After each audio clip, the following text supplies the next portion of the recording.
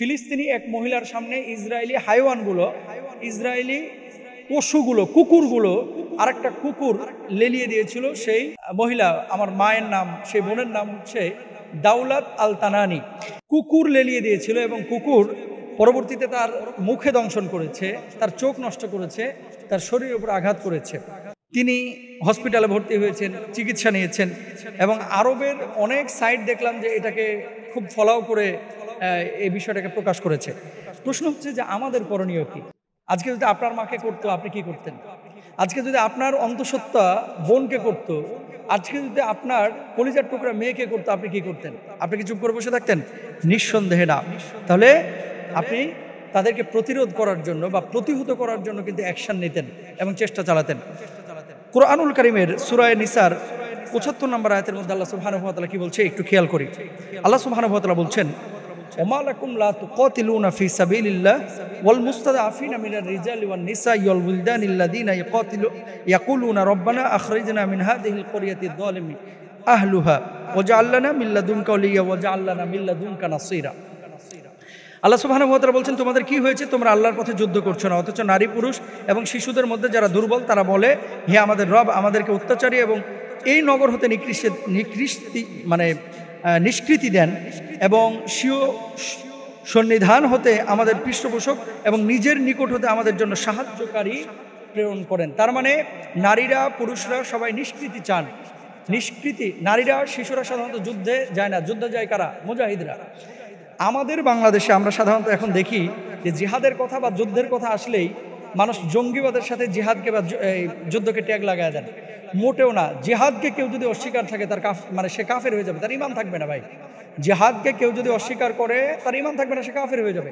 স্বাধীনতার জন্য এদেশের মানুষ কি মুক্তিযুদ্ধ করে নাই? করেছে। ইসলাম কায়েমের জন্য আবু বকর, ওমর, ওসমানের মতো সাহাবীরা রাদিয়াল্লাহু তাআলা আনহুম তারা কি যুদ্ধ করেন নাই? করেছেন। আল্লাহ রাসূল সাল্লাল্লাহু আলাইহি ওয়াসাল্লাম কি সশরীরে যুদ্ধে অংশগ্রহণ করেছেন? করেন নাই? আপনি বলবেন করেছেন। তো নবীজি যে কাজ করলো, সাহাবীরা যে কাজ করলো, তাবেঈনরা, তাবেঈনরা যে কাজ করলো, আমাদের বাংলাদেশের মুক্তিযোদ্ধারা দেশ স্বাধীনের জন্য যে কাজ করলো, সেই কাজটাকে এখন কিছু কিছু বাম রাম সুশীল বুদ্ধিজীবীরা এটাকে জিহাদটাকে জঙ্গিবাদের সাথে মিলিয়ে দেয়। আল্লাহ রাসূল সাল্লাল্লাহু আলাইহি ওয়াসাল্লাম বলেছেন, কোনো ব্যক্তি এমন অবস্থায় মারা গেল যে তার হৃদয়ের মধ্যে জিহাদের বা যুদ্ধের কোনো তামান্না ছিল না, ময়দানে কোনোদিন অংশগ্রহণ করে না, সে মুনাফিক হয়ে মরল। তার মানে কি কখনো যদি সিচুয়েশন তৈরি হয় তাহলে আপনাকে কিন্তু অংশগ্রহণ করতে হবে। তবে পাক্ষিকভাবে আপনি এককভাবে যুদ্ধে অংশগ্রহণ করতে পারবেন না, এটার অনুমতি লাগবে। ইসলামী শরিয়ায় 3 অবস্থায় জিহাদে অংশগ্রহণ করা ফরজে আইন। মনে রাখবেন 3টা অবস্থা, শেষ করে দিচ্ছে অল্প সময়ের মধ্যে। 1 নম্বর, যখন মুমিন এবং কাফেরের মধ্যে যুদ্ধ হচ্ছে, ধরেন 2টা দল মুখোমুখি হয়েছে, কাতারবন্দি হয়েছে, তখন উপস্থিত প্রত্যেক মুসলমানের জন্য পলায়ন করাটা হারাম। 2 দল যখন মুখোমুখি হবে কোনো মুসলমান পালাইতে পারবেন না, সেখানে জিহাদ করাটা বা যুদ্ধ করাটা আপনার জন্য ফরজে আইন, ভুল বুঝবেন না। 2 নম্বর, কাফেররা কোনো এলাকায় আক্রমণ চালালেও উক্ত এলাকার অধিবাসীদের উপর তাদের বিরুদ্ধে কিতাল এবং তাদের প্রতিরোধ করা ফরজে আইন। অর্থাৎ আপনি নিরীহ, নিষ্পেষিত, আপনার কোনো দোষ নাই, অহেতুক আপনাকে এসে হত্যা করছে বা হত্যা করার চিন্তা করেছে, সেক্ষেত্রে আপনাকে প্রতিরোধ গড়ে তুলতে হবে। এটা কিন্তু মানবিক দিক থেকেও, ইসলামী আইন তো আছে, মানবিক দিক থেকেও আপনার উচিত দায়িত্ব। 3 নম্বর, ইমাম বা কোনো রাষ্ট্রনায়ক যদি সম্প্রদায়কে জিহাদে বের হতে আহ্বান করেন তাহলে তাদের সকলের জন্য জিহাদে বের হওয়া ফরজে আইন। ফিলিস্তিনি মুসলমান আজকে আমার মা বোনরা যেভাবে আক্রান্ত হচ্ছে, আমরা জিহাদে যাইতে চাচ্ছি না, পারছি না, যেতে পারছি না, যেহেতু এখানে ভিসার বিষয় আছে, পাসপোর্টের বিষয় আছে, রাষ্ট্রীয় আপনার বর্ডারের বিষয় আছে।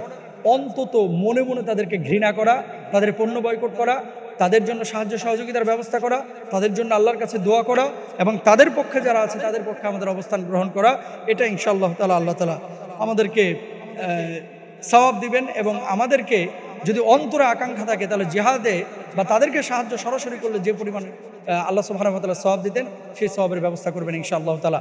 একটা বিষয় আপনাদেরকে বলি, ইদানিং জিহাদের যে বিষয়টা, নামাজ পড়া ফরজ, রোজা করা ফরজ, আমরা প্রত্যেকেই জানি, কিন্তু জিহাদ যে ইসলামী শরিয়ায় ফরজ, স্থান ভেদে, কাল ভেদে, এটার যে বিধান আল্লাহ সুবহানাহু ওয়া তাআলা পবিত্র কুরআনুল কারীমে দিয়েছেন, সেই বিষয়টা কিন্তু আমরা দেখেন। সম্প্রতি ফিলিস্তিনের গাজার এক শরণার্থী শিবিরের একটা ছবি ফেসবুকে ভাইরাল হয়েছে, আপনারা হয়তো অনেকে দেখেছেন। আপনারা অনেক সময় এমন কথা বলে থাকেন যে এই সমসাময়িক ইস্যুগুলো নিয়ে আলেম ওলামার কথা বলার দরকার কি, বা সওয়াল জবাব আকারে এটা শ্রোতাদের সামনে, মুসল্লিদের সামনে পেশ করার দরকারটা কি। সমসাময়িক ইস্যু নিয়ে যখন শরিয়ার কোনো বিষয় আসে, আলেমদের দায়িত্ব হচ্ছে সচেতনতা তৈরি করা। কারণ কি, আলেমরা একসময় এই সমস্ত বিষয় নিয়ে ভাবতো না, কথা বলতো না, আলোচনা করতো না, বিধায় কিন্তু ওই ফাঁকা মাঠে গোল দেওয়ার সুযোগ নিয়েছিল বাম রাম ছাগলগুলা। একসময় কিন্তু আলেম ওলামা এই ধরনের বিষয়গুলো নিয়ে কোনো আলোচনা করতো না। ইমান নিয়ে কথা বলতেছে, 52 জুমা কেটে গেছে। পেশাব পায়খানা সুন্নাহ তরিকা নিয়ে কথা বলেছে, 2 জুমা 5 জুমা কেটে গেছে। কিন্তু এখন আমরা কেন কথাগুলো বলি? যাতে করে আমাদের তরুণ সমাজ, যারা যুব সমাজ, সোশ্যাল মাধ্যমে যারা অ্যাক্টিভ, তাদের কাছে যেন ভুল মেসেজ বা ইনফরমেশন না যায়। সোশ্যাল মাধ্যমে যে ছবিটা ভাইরাল হয়েছিল আপনারা অনেকে দেখেছেন, যে ফিলিস্তিনি এক মহিলার সামনে ইসরায়েলি হাইওয়ানগুলো, ইসরায়েলি পশুগুলো, কুকুরগুলো আরেকটা কুকুর লেলিয়ে দিয়েছিল। সেই মহিলা, আমার মায়ের নাম, সেই বোনের নাম হচ্ছে দাউলাত আল তানানি।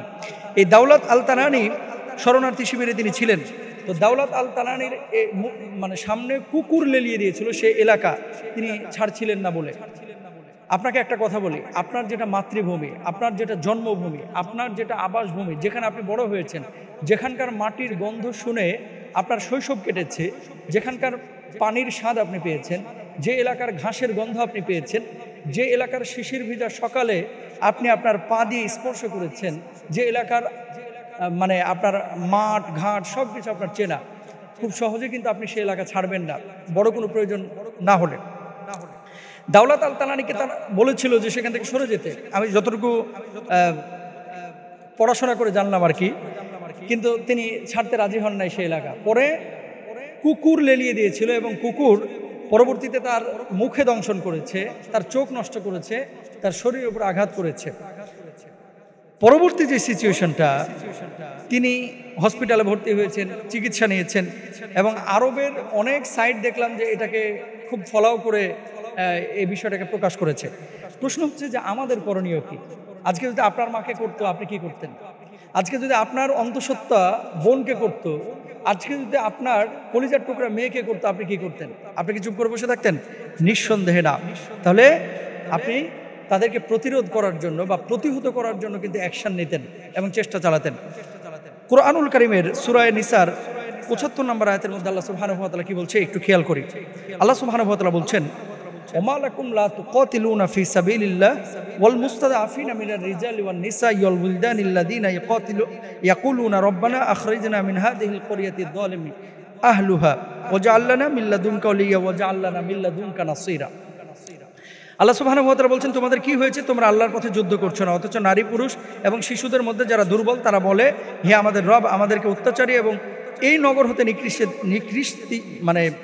নিষ্কৃতি দেন এবং স্বীয় সন্নিধান হতে আমাদের পৃষ্ঠপোষক এবং নিজের নিকট হতে আমাদের জন্য সাহায্যকারী প্রেরণ করেন। তার মানে নারীরা পুরুষরা সবাই নিষ্কৃতি চান। নিষ্কৃতি, নারীরা শিশুরা সাধারণত যুদ্ধে যায় না, যুদ্ধে যায় কারা? মুজাহিদরা।